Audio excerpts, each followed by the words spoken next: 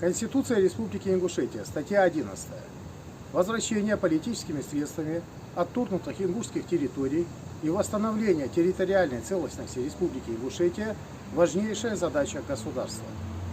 Каждый ингуш, каждый житель Республики Ингушетия должен наизусть знать статью 11 Конституции Республики Ингушетия.